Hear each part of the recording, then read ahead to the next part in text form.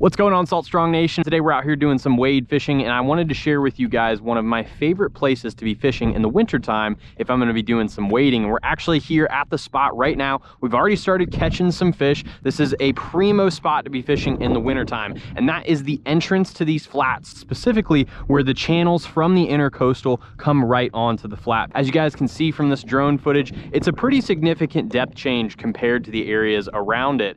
Now, the reason that the fish like to hold here is because those fish, when these cold fronts come through, they're going to want to look for an area that's a little bit deeper, got a little bit more stable temperature, and this is just an area that allows them to have an easy source of food, either coming in on an incoming tide from the ICW or coming off of the flat itself as that tide dumps out. This also allows them access to the shallower areas on the days that it does warm up a little bit, so they can kind of slide up onto those shallower flats and feed. Those drums specifically will go tailing in the grass and eating up all the crabs.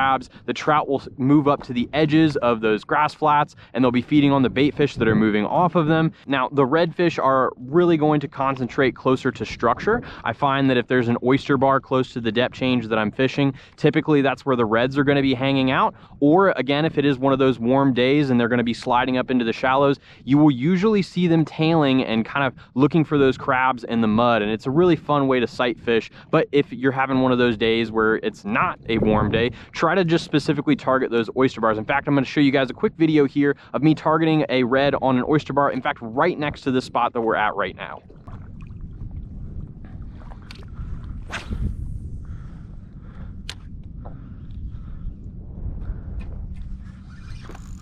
There we go. Huh, I wasn't even really paying attention there. Ooh, maybe a red? Yeah, nice red right at that cut. You can see it right there. Come to the net, come to the net. There we go. Haha, not a bad red. Literally right out of that cut. Just sitting there because, you know, it's really cold out. I don't blame him. Looking for somewhere a little bit warmer. Just makes sense on that slam shady. Now, specifically with trout, it's really important to position yourself in a way that you're fishing with that current. So right now we've got an incoming tide, and basically all I'm doing is facing out towards the ICW with that current coming in towards me. I'm going to go ahead and make a cast towards the open channel and basically bring it right along the edge of that shelf. If you guys will notice here in this drone footage, you can see that edge pretty clear, especially if you're wearing polarized sunglasses. When you're out on this flat, you can really clearly see that defined edge, and as you kind of pop along the edge, you'll a lot of times find trout holding there just because they're sitting there waiting for that easy meal that's coming in from the ICW, and just feeling along those edges with twitch pauses. Again, you can use bait fish imitations, crustacean imitations.